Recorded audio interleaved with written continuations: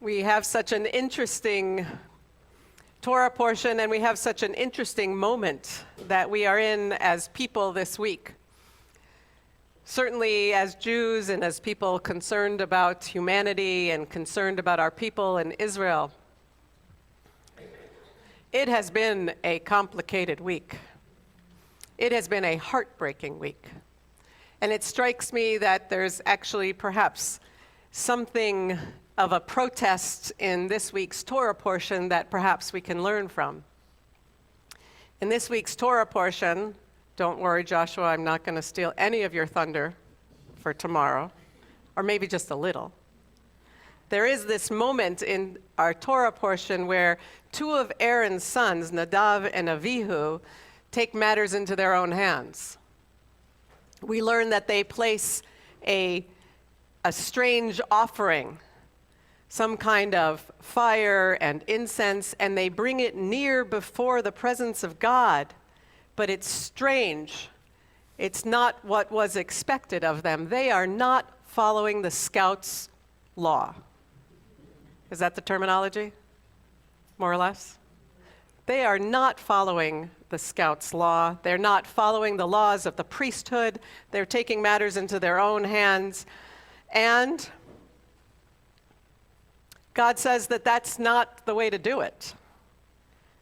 In fact, it's really only those who bring an offering in the right way at the right time who are honored. And what happens to those two sons of Aaron, Nadav and Avihu? You did that so well, Kim. They're killed. And their father, what is a father to do in such a situation of suddenly losing two of his sons in the most unpredictable and clearly horrific, unbelievable, undeserved way? What does this father do? He is silent. And it says Aaron was silent. Even amidst a time of so much destruction and devastation and death, there is something particularly heartbreaking when we read of such a death. It, of course, has a horrible corollary when we learned about the death of the 7 world kitchen workers in Gaza this week. The deaths of civilians as well. The deaths sustained by our IDF fighters trying to root out Hamas and protect us. All of them, all these deaths are lamentable. The difference between them is really not their age, their religion, where they came from, or how they died. But this, as my colleague and friend, Rabbi David Wirtschafter says, this bitterly ironic corollary to this week's Torah portion, where the sons of Aaron are killed for simply doing what they thought was to be done. They were doing what they felt called upon to do. But the offering they made was unsummoned. It was an unusual or strange form. But at the moment of their alleged infraction, the sons of Aaron had never been told not to go into the tabernacle unsummoned. They were never told that what they brought was not acceptable. Their deaths, we must protest, are unacceptable. King David, as we know, did far worse things and was not punished by death, was he? King Solomon did far worse things and he was not punished by death. Cain, the Bible's first murderer, did something far worse. He murdered his brother. He did something far worse than bring an offering unsummoned, and he's not punished by death. So the Torah invites us to protest the death of Aaron's sons. And we protest the deaths of the world kitchen workers who died doing sacred work. Nobody forced them to risk their lives delivering food to the starving in an active war zone. But like Nadav and Avihu, they did it because they thought it was right. Like the deaths of Nadav and Avihu, there's no making sense out of this tragedy. None of it makes sense. As my colleague, Rabbi Wirtschafter, writes, in a rational world, no one would go hungry, and there would not be any war. But we don't live in a rational world. In the real world, we inhabit emergency hunger. In the real world that we inhabit, emergency hunger relief workers take their lives into their hands by trying to keep war-stricken people from dying of starvation. It's not enough to apologize for these deaths. It's not enough to promise an investigation, which has already begun. And those responsible are being held accountable and have been removed from their duties. It's not enough to call it a tragedy. If we want to honor the memory of the relief workers and all those who are dying, then we need to work harder to end hunger and the lack of medicine, sanitation, and medical care, all as compounding factors in this war. We cannot tolerate the deprivation of the innocent because of the depravity of the guilty. Let me say that again. We cannot tolerate the deprivation of the innocent because of the depravity of the guilty. Abraham, as we know, begged God to spare innocent people in Sodom and Gomorrah. Hagar, Abraham's other wife, begged God to spare the son that she shared with Abraham after she and he were kicked out into the desert with no shelter. They were kicked out into the desert by Sarah.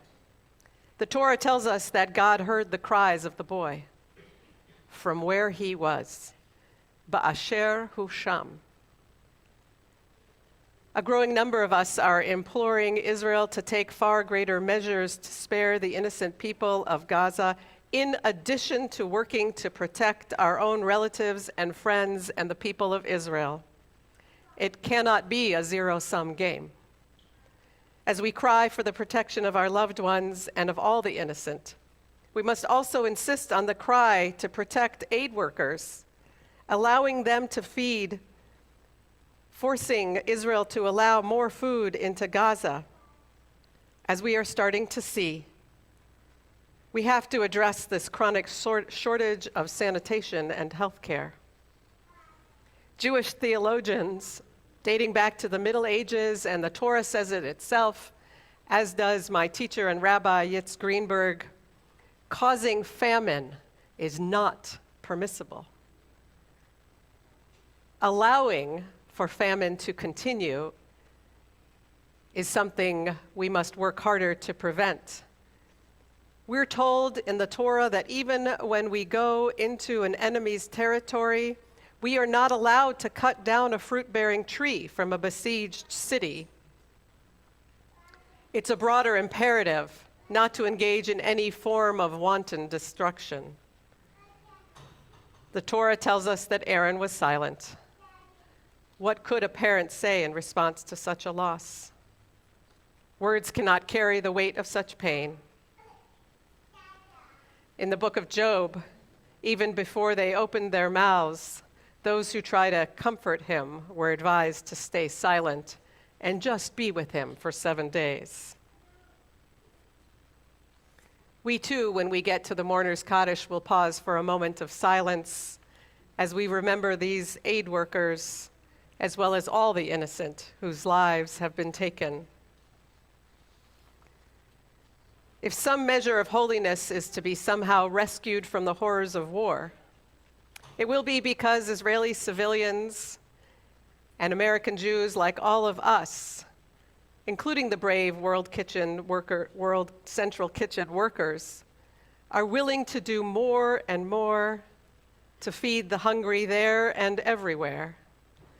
We in our congregation are proud to be such active feeders of the hungry through weekend backpacks and bunches of lunches.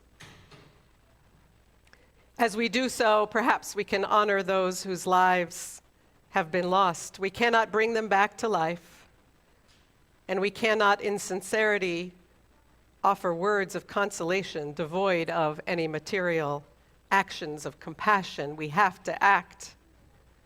So perhaps this weekend, you'll consider offering more of what you have, perhaps as a donation to the World Central Kitchen, perhaps to support efforts in our own community Perhaps in calling out to our elected officials and Israel's prime minister and his cabinet to make delivery and distribution of desperately needed food into something, perhaps our work, can cause more distribution of desperately needed food and will turn it into something that can be done with sufficiency and safety. We need to do this for the sake of all that is holy. May this be our task. May this be our blessing. And let us say together, Amen.